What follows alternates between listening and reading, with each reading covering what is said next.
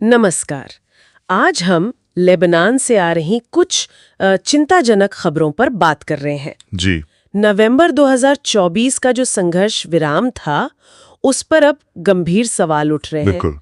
दक्षिणी लेबनान में खासकर 27 और 28 जून को इजरायली हवाई हमले हुए हैं। हाँ, और खबरें बता रही हैं कि ये पिछले कई महीनों में सबसे बड़े हमले थे। जी, तो आज हम इन्हीं न्यूज़ रिपोर्ट्स के आधार पर समझने की कोशिश करेंगे कि आखिर ये हो क्या रहा है। मतलब इन हमलों का पैमाना क्या है, असर क्या है? हाँ, और वो जो नवंबर का समझौता था, उसका क्या हुआ, इलाके पर इसका क्या असर पड़ रहा है। जी, चलिए देखते हैं।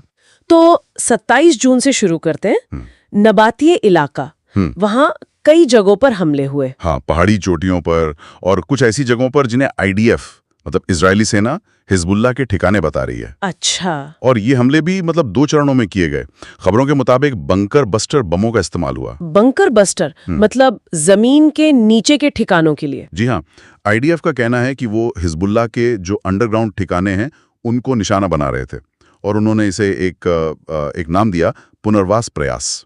पुनर्वास प्रयास, ये तो बड़ा अजीब शब्द है इस संदर्भ में। हाँ, ये सोचने वाली बात है कि इसका असल मतलब क्या निकाला जाए। शायद कोई नया निर्माण कार्य चल रहा था जिसे वो रोकना चाहते थे। हो सकता है, लेकिन इन हमलों का एक दुखद पहलू भी है।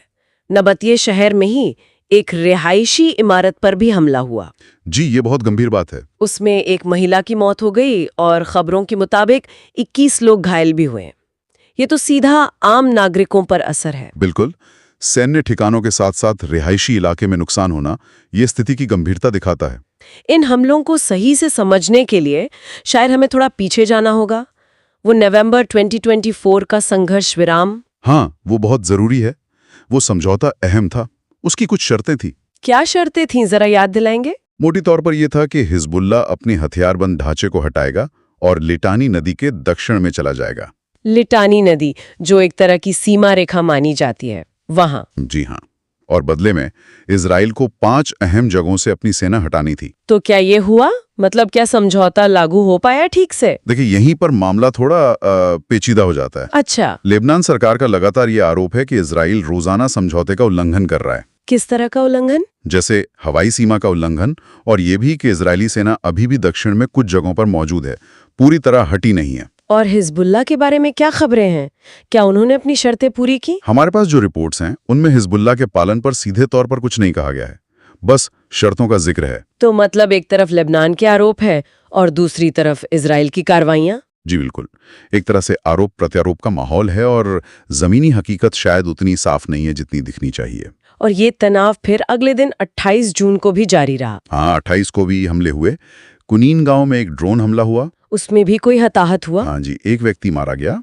आईडीएफ ने बाद में उसकी पहचान बताई, हसन मोहम्मद हम्मूदी। और आईडीएफ का क्या कहना था उसके बारे में? उनका आरोप था कि वो टैंक रोधी मिसाइल ऑपरेशन से जुड़ा था। इसके अलावा भी कुछ हुआ 28 को? हाँ, टायर शहर के पास एक जगह है महरौना, वहां भी हमला हुआ। वहां क्या हुआ? वहां 2 नागरिक मारे गए जिनमें एक महिला शामिल थी और एक व्यक्ति घायल हुआ। तो मतलब सिर्फ इन 2 दिनों में 27 और 28 जून को कम से कम 4 आम नागरिक मारे गए। जी, और 22 से ज्यादा लोग घायल हुए हैं। ये तो सिर्फ 2 दिन का आंकड़ा है। अगर हम नवंबर के संघर्ष विराम के बाद से अब तक देखें तो आंकड़ा बहुत ज्यादा चिंताजनक है। 170 से ज्यादा लेबनानी नागरिक मारे जा चुके हैं। 170 से ज्यादा? जी, और 400 से ज्यादा घायल हुए हैं। ये नवंबर 2024 से अब तक का आंकड़ा है। ये तो बहुत बड़ी संख्या है। ये दिखाता है कि संघर्ष विराम के बावजूद हिंसा रुकी नहीं, बल्कि शायद बढ़ी है। हाँ, और प्रतिक्रियाएं भी इसी तनाव को दिखाती हैं। आईडीएफ जो है वो हर हमले के बाद कहती है कि निशाना सिर्फ हिजबुल्लाह का आतंकी ढांचा था। लेकिन आम नागरिक तो मारे जा रहे हैं। बिल्कुल, और उसके लिए आईडीएफ अक्सर ये तर्क देती है कि शायद उन जगहों पर हिजबुल्लाह ने रॉकेट या हथियार रखे होंगे जिनमें हमले के बाद दूसरा विस्फोट हुआ, मतलब सेकेंडरी एक्सप्लोजन्स। अच्छा, दूसरी तरफ लेबनान सरकार क्या कह रही है?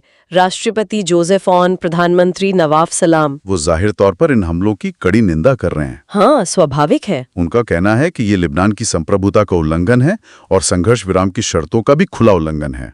तो एक तरफ सैन्य कार्रवाई, दूसरी तरफ कूटनीतिक विरोध। जी, और यहाँ एक गहरी चिंता की बात यह है कि ये जो लगातार हमले हो रहे हैं और ये खबरें कि इजरायली सेना पूरी तरह से वापस नहीं हटी है, हाँ, ये सब मिलकर उस संघर्ष विराम की बुनियाद को ही कमजोर कर रहे हैं। बिल्कुल। विश्वास कैसे बनेगा फिर? सही कहा। इससे आम लोगों में गुस्सा बढ़ रहा है और कुछ विश्लेषक तो ये भी मानते हैं, जैसा कि रिपोर्ट्स में इशारा है, कि ऐसी कार्रवाइयों से शायद हिजबुल्लाह के लिए स्थानीय समर्थन कम होने के बजाय बढ़ सकता है। ये तो उल्टा असर हो सकता है। जी, स्थिति बहुत नाजुक है। क्या इन घटनाओं को, मतलब लेबनान के इन हमलों को, हम किसी बड़े क्षेत्रीय परिदृश्य से जोड़कर देख सकते हैं? हाँ बिल्कुल। इसे अलग करके देखना मुश्किल है। लेबनान में जो हो रहा है वो कहीं ना कहीं गाजा में चल रहे संघर्ष से जुड़ा है। अच्छा। और साथ ही ईरान और अमेरिका के बीच जो एक तनाव और कूटनीतिक खींचतान चल रही है, उसका भी इस पर असर दिखता है। ये सब एक बड़ी उलझी हुई तस्वीर के हिस्से हैं। तो मतलब ये सिर्फ लेबनान और इजराइल के बीच का मामला नहीं है? नहीं, इसके तार कई जगहों से जुड़े हुए लगते हैं। तो अगर हम आज की बातचीत को समेटें तो मुख्य बातें क्या निकल कर आ रही हैं? पहली बात तो यह कि नवंबर के संघर्ष विराम के बावजूद दक्षिणी लेबनान में सैन्य तनाव बहुत बढ़ गया है। हाल के हमले काफी बड़े पैमाने पर हुए हैं। जी। दूसरी बात, आम नागरिकों की मौत का आंकड़ा चिंताजनक रूप से बढ़ रहा है। हाँ बिल्कुल। और तीसरी बात यह कि संघर्ष विराम समझौते के पालन को लेकर दोनों पक्षों में गंभीर मतभेद हैं, आरोप प्रत्यारोप हैं। स्थिति साफ तौर पर नाजुक बनी हुई है। जी। और ये सब हमें एक अहम सवाल पर लाकर खड़ा करता है। क्या सवाल? कि जिस तरह से हमलों का और कथित उल्लंघनों का एक चक्र चल रहा है, उसे देखते हुए इस इलाके में लंबे समय तक टिकने वाली शांति या स्थिरता लाने के लिए मौजूदा शर्तों के अलावा और किन चीजों की जरूरत हो सकती है? ये वाकई एक बड़ा सवाल है। शायद सिर्फ सैन्य वापसी या हथियारों को हटाने से बात नहीं बनेगी। शायद भरोसे बहाली के लिए, या किसी मजबूत निगरानी तंत्र के लिए, या शायद किसी और गहरे राजनीतिक समाधान के लिए कुछ और करना होगा। ये एक ऐसा सवाल है जिस पर आगे सोचने की जरूरत है।